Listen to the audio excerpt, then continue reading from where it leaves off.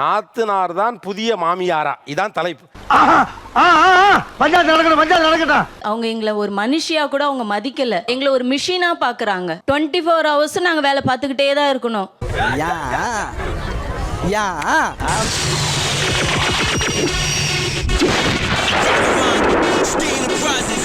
கூட பிறந்த அண்ணன் சொல்றதை விட வேற என்ன சார் அது வாக்கு? இது ஆக்ஷன் மேடம், இது ஆக்ஷன். அவங்களும் 24 hours ஒர்க் பண்ணிக்கிட்டே இருக்காங்களே, அவங்களுக்கு தெரியாதா?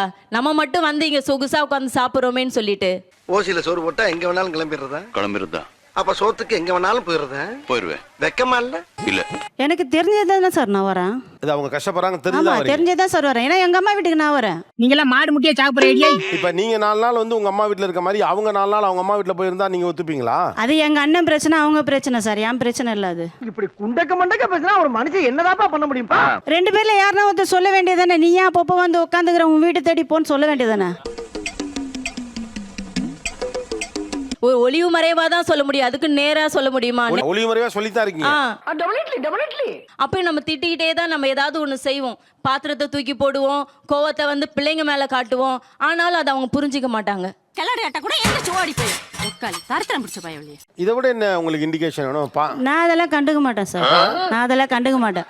நீங்க எல்லாம் கட்டமுன்னா குட்டிச்சோரா நாசமத்து போக போறீங்க எல்லாரும். எனக்குமே என்ன பண்றதுன்னு தெரியல. ஐயோ பாவம், அவரே கன்ஃபியூஸ் ஆயிட்டாரம்மா. நல்ல வேளை எங்க பொண்ணுங்க எதையும் உங்க வீட்டுல கொடுக்கல. போய் என்ன சிரிப்பு ராஸ்கல், என்ன சின்ன பிள்ளைத்தனமா இருக்கு. ஏன் என் குடும்ப விஷயத்தில் தலையிடுகிறீர்கள்? அதுக்குள்ள எந்திரிச்சிட்டீங்களே. பாருங்க, சங்கீதான் இருக்கும் அதுல. சங்கீதா தங்கூதர வயசுல சங்கீதா அண்ணங்கிட்ட உட்காந்து பேசிட்டு இருப்போம். பக்கத்துல டிவி பார்த்துட்டு இருந்தாங்கன்னா அந்த டிவி வால்யூம் பாத்தீங்கன்னா 18, 19, 20 ரைஸ் ஆகும்.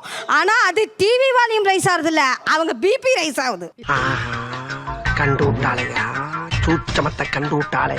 வந்தாவே எங்க மாமியாருக்கு எனக்கு ஒரு வாரம் பேச மாட்டாங்க, சாப்பிட மாட்டாங்க.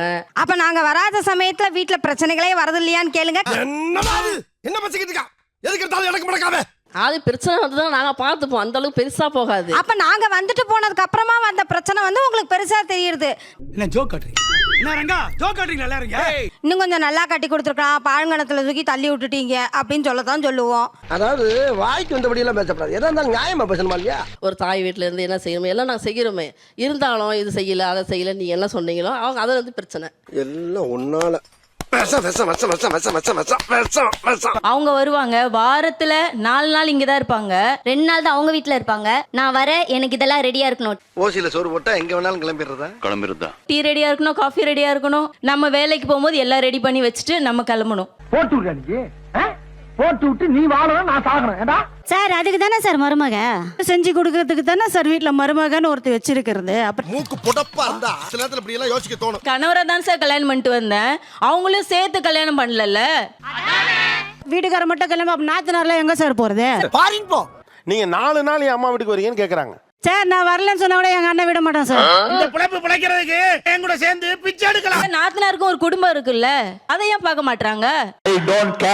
ஆக்சுவலா உண்மையை சொல்ல போனா காசிப் பேசணும். அவனை மாட்டாடா என் பம்பர கட்ட மண்டையா.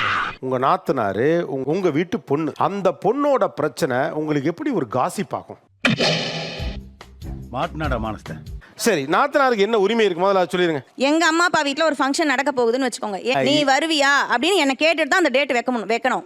அது நம்மளுக்கு ஒத்து வராதுங்க சார். எங்க அம்மா வீட்டு கிச்சன்ல கடைசி வரைக்கும் எனக்கு உரிமை இருக்கணும் சார். நான் கல்யாணம் ஆகி வந்துட்டேன், நான் மட்டும் தான் சமைப்பேன், நீ உள்ள வரக்கூடாதுன்னு சொல்லக்கூடாது சார். கொஞ்சோண்டு சட்னி வேணா தரேன், நக்கிட்டு போறீங்க சார். என் தம்பிக்கு குழந்தை பிறந்ததுன்னா சார் அவனுக்கு செய்ய வேண்டிய எல்லா முதல் செய்யறதையும் நான் தான் சார் செய்வேன். அது என் உரிமை. பண்றது மோசம், இதுல பாசம் வேற. அப்ப எங்களுக்கு பிறந்த வீட்லயும் உரிமை இல்ல, புகுந்த வீட்லயும் உரிமை இல்லையா? உங்க பிறந்த வீட்டுல உரிமை இல்ல, அதுக்கு நானா பொறுப்பு? இந்த கிளி கிளிக்கிறாள் எந்த ஒரு காரியா இருப்பா. அவங்க கிச்சனுக்கு வருவாங்க சார், வந்துட்டு நீ ஏன் அப்படி செய்யல, நீ ஏன் அப்படி கிச்சன் வச்சிருக்க, குறை சொல்லக்கூடாது இல்ல.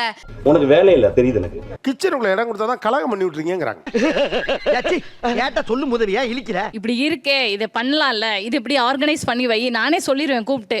அதை பொதுவா வந்து மாமியார் கேக்குற மாதிரி சொல்லாதீங்கன்னு தான் நான் சொல்றேன். நான் நினைச்சா பண்ணலாம், ஆனா பண்ண மாட்டேன். நான் தான் பெஸ்ட்னு காட்டுறதுக்காக அதை சொல்லிடுறது. அப்ப இப்படி பண்ணா அவங்க எப்படி கிச்சனுக்குள்ள வர்றது? இப்ப எங்க அம்மா வீட்டு ஸ்டைல்ல பண்ண இந்த சமையல் வேற மாதிரி, டேஸ்டே வேற ஆயிடும். சாவு நான் என்ன சொல்ல வரேன், உங்க அம்மா செஞ்ச மாதிரியே தான் உங்க அண்ணியும் செய்யணும்னா உங்க அம்மாவோடய உங்க அண்ணனை இருக்க சொல்லுங்க. ஏன் கல்யாணம் பண்ணி வச்சீங்க? உங்க வீட்டுக்கு சமைக்க வரல, வாழ வந்திருக்கேனா? நீ கேட்ட ஒவ்வொரு கேள்வி என்ன செருப்பால் அடிச்ச மாதிரி இருக்குடா. கொஞ்ச நேரம் என்கிட்ட வர மாட்டேங்குது சார். ஒரு ஹாஃப் அன் அவர் என் கூட இருக்க மாட்டேங்குது சார் அந்த குழந்தை. என் தம்பியுமே என்ன ஆகுதுன்னா அவங்க ரிலேஷன்ஷிப்குள்ள பாதிப்பு வந்துருமோன்னு என்னால் அவனுக்கு கேட்க முடியல. என்னம்மா நீங்க இப்படி பண்றீங்களாம்மா? ஏன் எப்போதும் உங்க அம்மா வீட்டில் மட்டும் கேப் ஜாஸ்தியே ஆக மாட்டேங்குது? கேளுங்க சார். அங்க மட்டும் கேப்பே விழலையே. அப்படி சொல்லி தங்கம். இப்ப என் குழந்தை இப்ப அத்தை அத்தைன்னு இப்ப அப்படி போனான்னா அப்படியே அவங்க கூட அப்படியே வளர்ந்துருவாளோ. அத்தை பக்கத்திலே போயிட்டாங்க அப்படின்னா ஹஸ்பண்ட் சப்போர்ட் இருக்காது, மாமியார் சப்போர்ட் இருக்காது, அடுத்து அந்த குழந்தை சப்போர்ட்டும் இருக்காது. அப்புறம் என்னென்ன சொல்றோம் பாருங்க, கம்பி கட்டுற கதையெல்லாம் எடுத்து போடுறாங்க. எனக்கு இருக்கிற ஒரே உறவு என் அம்மா அப்பாவுக்கு அப்புறம் என் தங்கச்சியோ என் தம்பியோ அல்லது என் அக்காலோ தான். உண்மை. நீங்க இப்ப என் பிள்ளைய என் அக்கா கிட்ட விட மாட்டீங்க, ஏன்னா அது உங்களை கொண்டுகிட்டு போயிடும். இப்ப நீங்க கொண்டே உங்க அக்கா தங்கச்சியோட விட்டுருவீங்க, அப்ப என்ன ஒத்தையா விட்டுருவீங்களா? கரெக்டா கட்டுவிட்டா. தாய் மாமனுக்கு அட்லீஸ்ட் அந்த உரிமையாவது இருக்கு. ஆனா பாவம் அத்தைங்கெல்லாம் கையேந்துறாங்க. ஒரு தாய் மாமனுக்கு மட்டும் அவ்வளவு ரைட்ஸ் இருக்கும்னா அத்தைக்கு எப்படி இல்லாம இருக்கும்? இதுதான் சொல்றேன், I am not prepared to answer you. You are anti Indian. குழந்தைங்களாம் நம்ம வளர்க்குறோம், அப்போ நாம தான் அந்த நல்லது கெட்டதை சொல்லி கொடுக்கணும்.